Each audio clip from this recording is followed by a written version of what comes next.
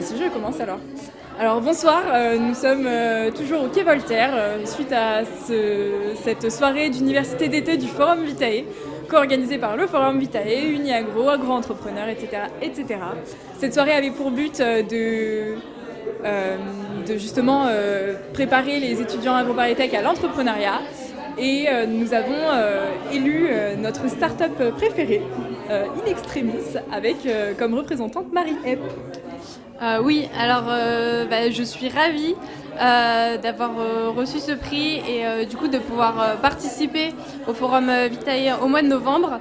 Et du coup, je suis ravie qu'un projet de lutte contre le gaspillage alimentaire puisse parler.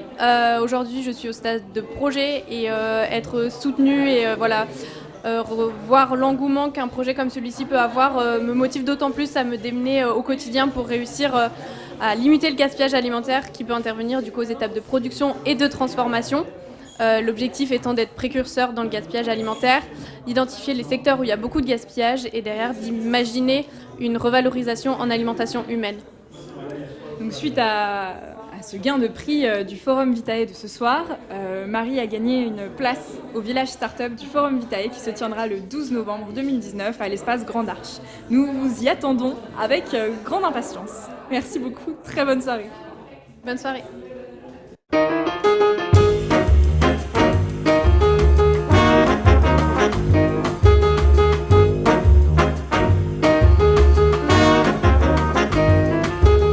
Alors, bonjour.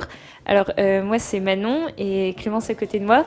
On fait partie de l'association Circule Agronomie. On a eu l'immense honneur de pouvoir participer à cette soirée et présenter notre association au sein de cette soirée organisée par Agro-Entrepreneurs et Forum Vitae. Donc, pour rappel, Circule Agronomie, l'association qui cherche à recenser et étudier les projets d'économie circulaire dans le monde. Donc il faut savoir que Clémence et moi, on est partis en Asie du Sud-Est pour notre séjour l'an dernier et on a pu parler du projet autour de cette soirée, partager les témoignages des entrepreneurs qu'on a pu rencontrer. Et si vous êtes intéressés pour en savoir plus, n'hésitez pas à regarder le replay et surtout visiter notre site internet circulagronomie.org. Mais pour en savoir plus peut-être sur notre expédition, l'Asie, Clémence ? Alors nous sommes partis pendant 4 mois en Asie du Sud-Est à la rencontre de projets à travers le Vietnam, le Cambodge, le Laos, la Thaïlande, la Malaisie et Singapour.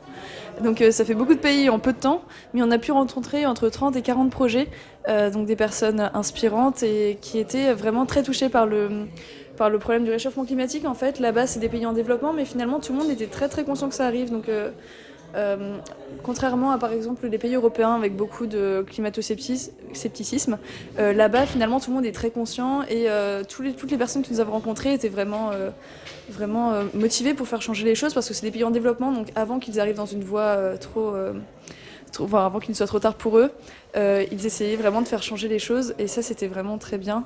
On a pu voir ça dans tous les pays, quel que soit leur niveau de développement, et c'était vraiment une belle aventure humaine de rencontrer toutes ces personnes qui ont partagé, même plus qu'au niveau entrepreneurial, qui nous ont partagé une partie de leur vie, des instants vraiment cruciaux pour eux dans leur vie et voilà, donc c'était vraiment une super aventure. Et puis n'hésitez pas à suivre la prochaine expédition qui partira, elle, en Amérique latine et en Océanie. Et puis à bientôt sur Circule Agronomie.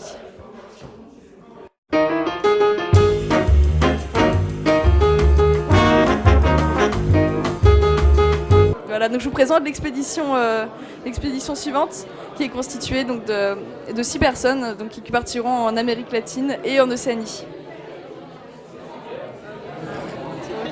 Donc bonsoir, moi c'est Victoire et avec Audreyne et Mathilde, on va partir en Amérique du Sud, donc à partir du mois d'avril. Et donc on a hâte de rencontrer pareil des projets innovants liés à l'économie circulaire pour pouvoir les analyser économiquement, environnementalement et socialement. Et ensuite diffuser toutes ces informations sur notre site internet circulagronomie.org. Oui, bonsoir Léna et Salomé. Donc on va partir toutes les deux en Océanie, principalement Australie et Nouvelle-Zélande. On a vraiment hâte de rencontrer tous ces projets autour de l'économie circulaire et des synergies industrielles qui se passent sur ce continent. On va d'ailleurs reprendre aussi l'outil qui avait été développé par l'expédition précédente qui permet de mesurer les analyses de cycle de vie des exploitations pour s'assurer qu'elles ont un bon impact environnemental. Et enfin, donc moi c'est Salomé et je pense qu'on est vraiment toutes ravies de rejoindre cette nouvelle expédition pour partir à la découverte de tous ces beaux projets et ensuite de pouvoir les diffuser, les évaluer et qui continuent comme ça. Merci.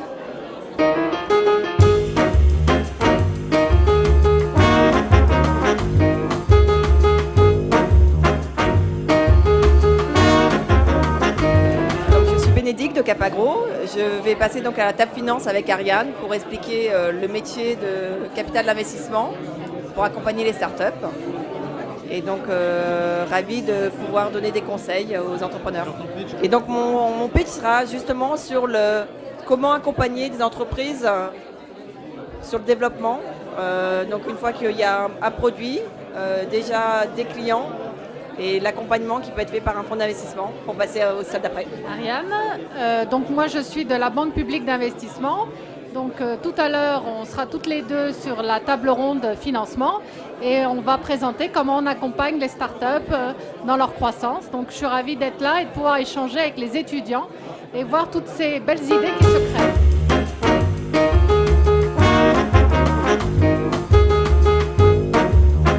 Bonjour à tous et à toutes. Je suis Jacques Tamizier, le président des Business Angels des grandes écoles. Donc nous avons un certain nombre d'accords avec des écoles scientifiques et des écoles de commerce, mais nous acceptons des membres qui n'est pas fait de grandes écoles, mais la majorité de nos membres jusqu'à présent venaient de ces grandes écoles. Mais on est ouvert à tous les autres membres. Alors on est une des plus grosses associations de Business Angels de la Fédération France Angel. C'est-à-dire que France Angel, ce sont des associations de business angels dont les membres travaillent tous à titre bénévole pour aider les entreprises. Donc on investit dans des sociétés. Depuis le début, on a investi dans 160 sociétés. En 2018, on a investi dans 21 sociétés, 9 premiers tours et 12 tours ultérieurs, parce que quand on commence à accompagner une société, souvent elle a besoin de davantage de crédit pour se développer. Et donc, on a investi 3,3 millions d'euros l'an dernier. Nous sommes 200 membres, aux compétences donc très variées. Alors notre travail, c'est pas seulement financer des entreprises. On a un gros travail des équipes qui sont chargées du sourcing des bons projets, qui ont des contacts avec les incubateurs. Je suis ici aussi ce soir à l'invitation de Nicolas, parce qu'on aimerait bien avoir davantage de projets dans le domaine de l'agro, dans le domaine des biotechnologies appliquées à l'agro, dans le domaine de l'environnement. On a déjà financé quelques projets comme ça, mais on pense qu'on pourrait en financer davantage. Et puis également, on aimerait bien aussi avoir aussi de nouveaux membres compétents dans ces domaines qui nous aideraient à accompagner ces sociétés pour leur développement. Et puis, qui sait, il y aura peut-être des futures licornes parmi les sociétés.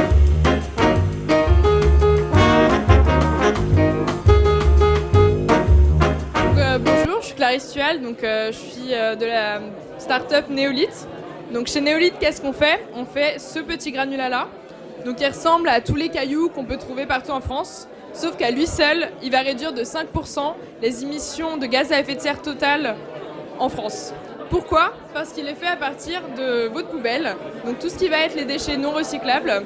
Donc on va les mettre dans notre granulat qui va les inerter et qui va permettre de pouvoir faire une valorisation matière de 100% à partir de votre poubelle, qui normalement part en enfouissement ou en incinérateur, qui sont des solutions extrêmement polluantes pour l'instant. Donc on va vous proposer des usines mobiles donc, qui permettent de traiter les déchets et qui vont pouvoir être disposés directement sur les lieux de production des déchets, donc par exemple sur les déchets de démolition de bâtiments ou encore à la place d'incinérateurs pour les déchets des ordures ménagères collectives.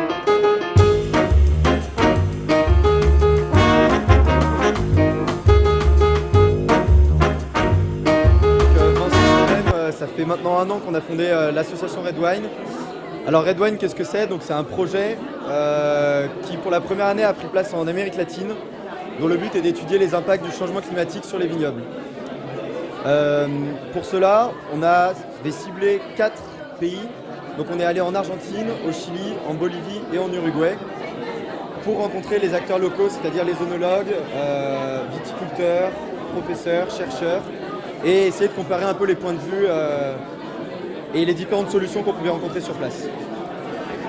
Et l'objectif principal du coup de notre projet, c'est d'utiliser le monde du vin qui est très attrayant pour pouvoir sensibiliser et communiquer sur le changement climatique en Amérique du Sud du coup. Et on va faire ça à travers un film. Donc on est en train de réaliser, après la phase terrain, on est en train de réaliser le film documentaire qui devait sortir d'ici 4-5 mois, maximum on espère, et qui va permettre d'aborder ce sujet-là à travers un sujet qui va, on l'espère, faire venir des gens qui ne seraient pas venus au changement climatique sans ce sujet-là, qui est le vin. On a réussi à aborder plutôt le côté social du changement climatique sur place, en interviewant des vignerons, des sommeliers, des œnologues, des agronomes, des chercheurs, des professeurs, et d'avoir toute la filière vin qui nous a permis de faire ce documentaire qu'on est en train de finir. Et du coup, pour cette année, donc, on a réussi finalement à pérenniser le projet. Donc on a des 3 étudiants de la promotion 192 qui vont reprendre le projet. Donc eux, ça se passera sur le pourtour méditerranéen. Ils vont notamment aller en Espagne, Italie, France, Grèce et Maroc, aux dernières nouvelles.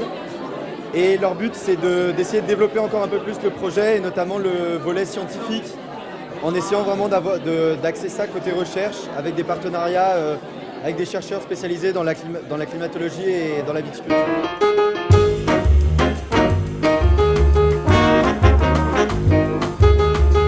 Pour cette superbe invitation, je suis absolument ravi de voir que les agros sont toujours aussi dynamiques, même dans l'entrepreneuriat, que c'est aussi mixte.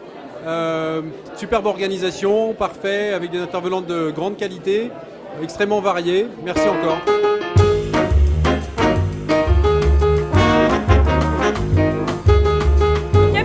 La créatrice de Petit Côté, la première marque de gâteaux à base de légumes. Donc on a 30 à 40% de légumes dans nos recettes et ça nous permet de réduire les matières grasses et les sucres.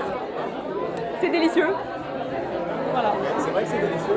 Écoutez, je suis un témoin. Bonjour, je suis un témoin absolument objectif puisque je n'ai pas encore goûté ce gâteau. Donc je vais avec joie et intérêt me goûter. Qu'est-ce que vous nous recommandez ? Moi je vous conseille Citron Courgette qui est quand même l'association la plus originale. D'accord. Donc goûtons le citron courgette.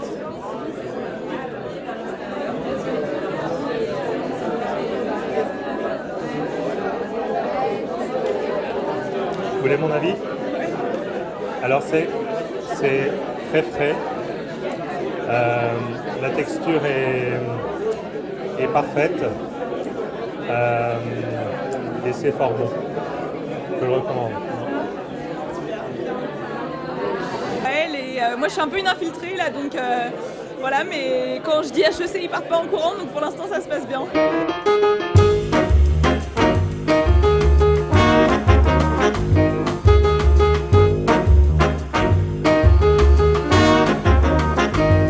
C'est Laurie, donc la cofondatrice des Céréales du Goût. Les Céréales du Goût, ce sont des céréales croustillantes que vous avez juste ici. Donc céréales qui ont la particularité d'être fabriquées avec des ingrédients bio, naturels et non raffinés. Donc l'idée c'est vraiment de proposer quelque chose qui soit nourrissant, qui soit rassasiant et qui soit aussi gourmand. Donc voilà, un produit avec lequel on peut se faire plaisir. C'est des céréales qui sont fabriquées de façon artisanale à Noisy-le-Sec, en région parisienne, et qui sont aujourd'hui distribuées dans des magasins bio, épicerie vrac. Et la boutique en ligne va ouvrir dimanche.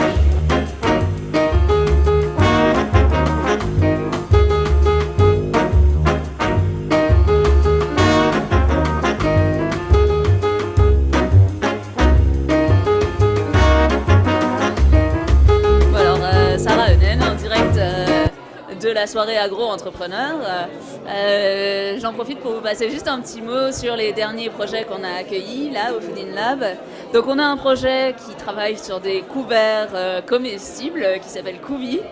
Un autre qui travaille sur du kombucha, qui est une boisson fermentée à base de thé, sans alcool, mais qui permet quand même d'avoir un petit goût un peu marqué à l'apéro. Et du tempeh, on a aussi du tempeh, je ne sais pas si vous savez ce que c'est, mais ce sont des protéines de soja qui sont fermentées, qui permettent du coup d'avoir une texture super intéressante, des goûts super intéressants et de faire varier un petit peu les saveurs, tout en ayant des protéines qui soient tout à fait digestibles pour notre organisme. Et puis le dernier projet qui va travailler sur une box goûter pour vos enfants, pour avoir des goûters qui sont un peu plus adaptés à leurs besoins, donc avec un peu moins de sucre, des farines qui varient, des choses qui leur font du bien, quoi, au final.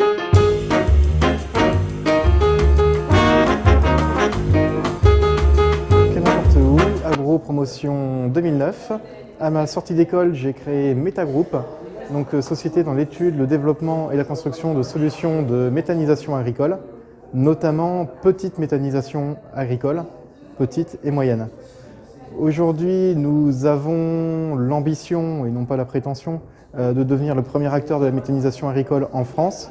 Alors je dis bien ambition et non pas prétention, puisque nous nous adressons donc à la petite moyenne méthanisation, c'est-à-dire la méthanisation accessible à 99% des fermes en France. Aujourd'hui, la méthanisation que l'on dit conventionnelle, inspirée du modèle allemand, est adaptée aux 1% des plus grosses fermes en France, et la plupart des agriculteurs qui avaient le potentiel d'en faire une l'ont déjà faite ou sont en train de la faire. Donc l'avenir passera par soit l'agrégation de très petites fermes pour faire des moyennes méthanisations, soit des petites méthanisations à la ferme, ce qui est notre spécialité. Nous avons aujourd'hui, après 7 ans d'existence, 3 technologies, 3 brevets, notamment pour traiter les fumiers en voie solide, on appelle ça la voie solide, un complexe en fait, de digesteurs en silo semi-enterré dans lequel le fumier est digéré de manière statique. Nous avons aussi une technologie en voie liquide, en poche, souple, qui permet de digérer du lisier, là aussi toujours sans pièces mobiles dans le digesteur, dans un but toujours de simplicité, robustesse et de fiabilité. L'avenir aujourd'hui, après avoir investi 700 000 € en fonds propres, nous avons ouvert notre capital. Nous avons lancé une petite levée de fonds pour poursuivre notre développement et nous sommes aujourd'hui suivis par la BPI. Et nous allons, d'ici quelques mois ou peut-être l'année prochaine, lancer une levée de fonds un peu plus conséquente, toujours pour orienter notre développement et le déploiement de nos solutions.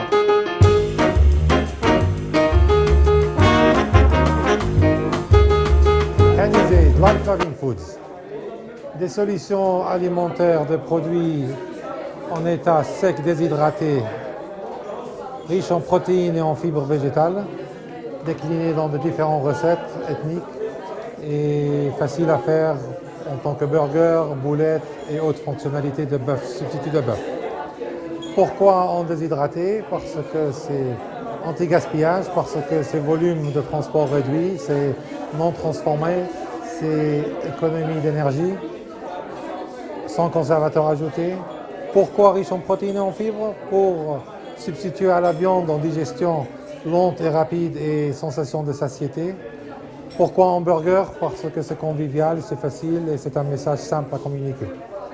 La soirée aujourd'hui, c'était une opportunité supplémentaire de pouvoir présenter avant un retour des gens qui sont dans le milieu, dans le secteur, qui savent ce que c'est, l'alimentation végétale et qui ont pu donner beaucoup d'avis concrets et utiles pour l'avancement du projet.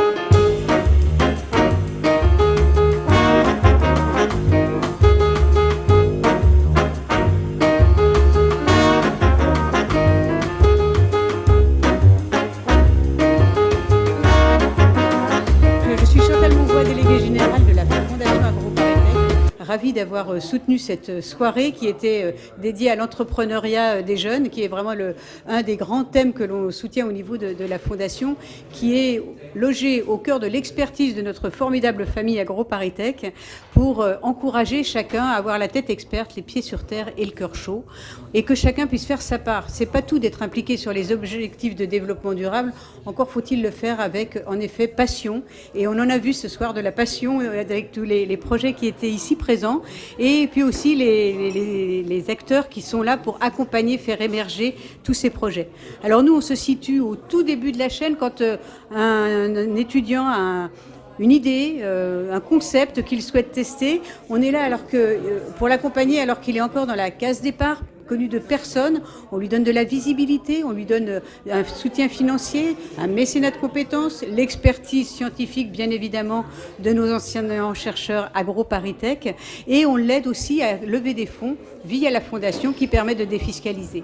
Et on a ainsi soutenu des projets citoyens, solidaires, responsables et entrepreneurs. On en a soutenu 33 cette année. On est particulièrement fiers de pouvoir être là au moment où ces superbes projets ont juste envie de sortir de la case départ et de grandir, de faire leurs preuves pour pouvoir ensuite être repris dans des incubateurs ou dans des systèmes d'accompagnement plus classiques. Alors la Fondation, elle a un succès croissant au sein d'AgroParisTech. Les étudiants, pas fous, ont bien repéré qu'il y avait là quelque chose d'important qui se passait. Et on a donc des ambassadeurs et ambassadrices, comme Emma, qui a été une de les premières ambassadrices, qui permet de relayer en permanence l'existence de la Fondation, ce qu'elle peut apporter aux étudiants et les possibilités de répondre aux appels à projets, comme celui que nous venons de lancer, Agir pour le vivant.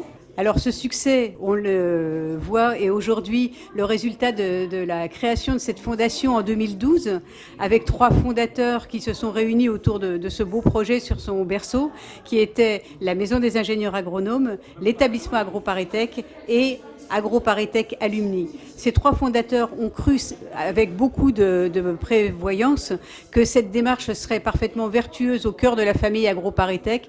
Et on le voit bien aujourd'hui, la fondation, c'est une capacité d'être fière d'être AgroParisTech et de souder cette communauté au service des grands enjeux de développement durable.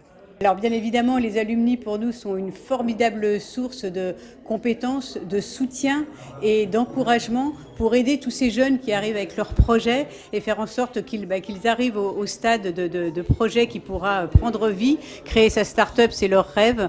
Et à nous tous, avec le réseau des alumni, nous pouvons les aider avec nos compétences, avec notre soutien et avec notre encouragement.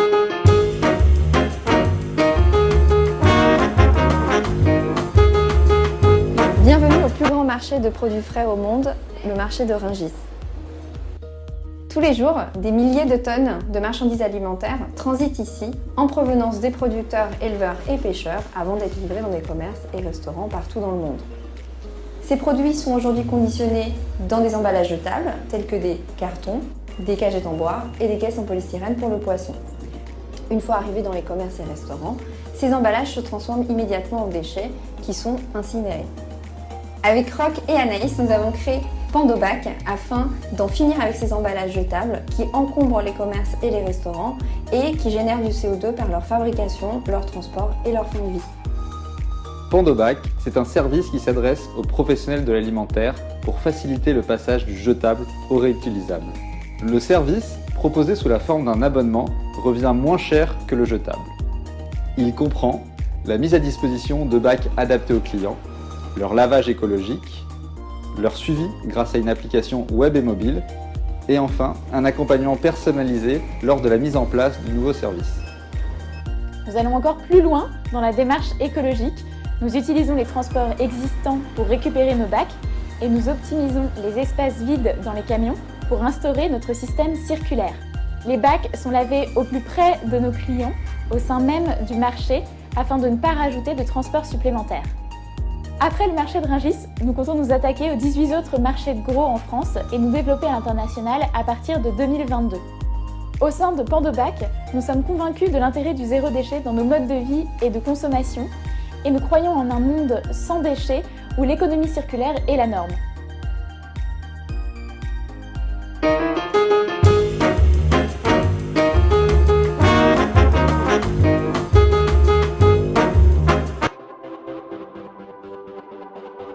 Gastronomie et convivialité.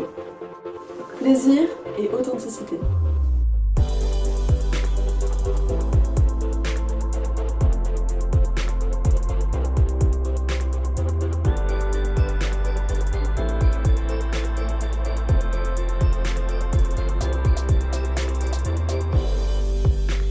On a de la richesse en France d'avoir une panoplie de produits dans toutes les régions et de superbe qualité. De créer finalement un produit accessible au plus grand nombre pour faire finalement partager cette restauration, des tables étoilées, des grandes tables que finalement tout le monde n'y a pas accès, et vraiment arriver à créer un produit d'inspiration de ces grandes tables, mais qui puisse se faire partager au plus grand nombre. Donc du coup, en fait, vraiment les cartes naissent au gré des saisons et évoluent finalement tous les 15 jours, toutes les 3 semaines, pour vraiment utiliser le bon produit au bon moment. Puis c'est aussi, grâce à ce bocal en verre, la possibilité en fait, de faire des cuissons à basse température pendant longtemps et de garder après nos produits avec un maximum de goût et de conservation nutritionnelle pendant plusieurs jours. Et finalement, la cuisine, c'est aussi ça, et c'est ce qu'on m'a transmis, c'est de faire partager des émotions, faire vraiment cuisiner. Finalement, c'est pas cuisiner pour soi, c'est surtout cuisiner pour les autres.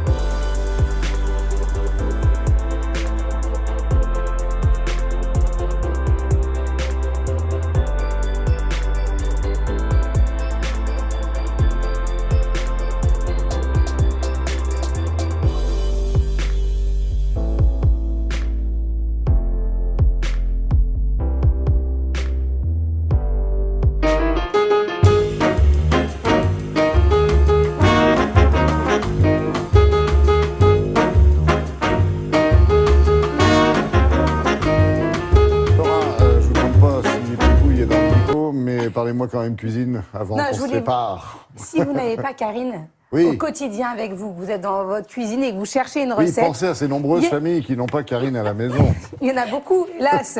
Eh bien, il y a un nouveau site qui s'appelle Apetiak. La promesse, c'est de trouver la recette de cuisine qui vous correspond.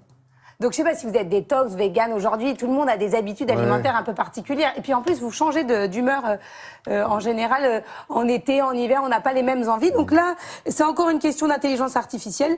Vous répondez à un petit questionnaire et on devine ce que vous voulez cuisiner. Et on vous donne tout de suite une recette accessible et facile à faire.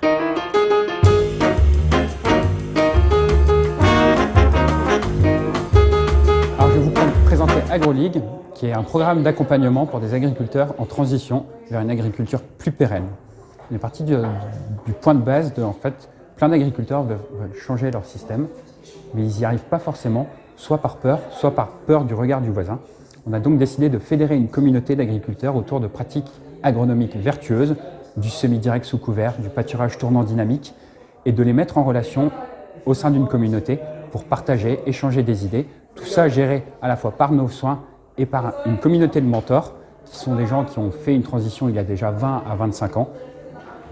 L'objectif d'AgroLeague, c'est de permettre des échanges entre pairs qui ont plus de valeur que l'apport d'un conseil déterminé, mais aussi de permettre une meilleure valorisation des produits issus de cette agriculture durable et pérenne qui permet à l'agriculteur de mieux s'en sortir puisqu'il cultive avec moins de charges et en respect pour l'environnement. Alors pour la petite histoire, donc j'ai fait l'agro de Paris, AgroParisTech, par apprentissage dans une interprofession où ça bougeait pas assez pour moi, on va dire ça comme ça.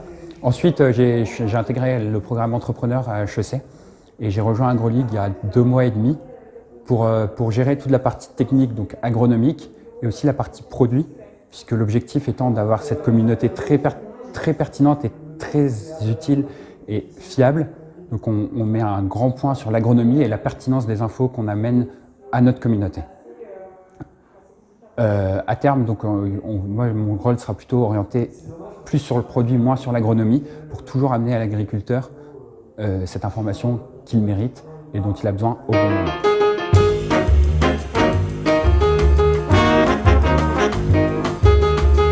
En tant que présidente du Forum Vitae, nous faisons beaucoup appel à AgroParisTech Alumni, qui est un réseau incroyable, une ressource génial pour que justement ce forum se passe au mieux, puisque ce forum a justement été créé par les étudiants AgroParisTech et par AgroParisTech.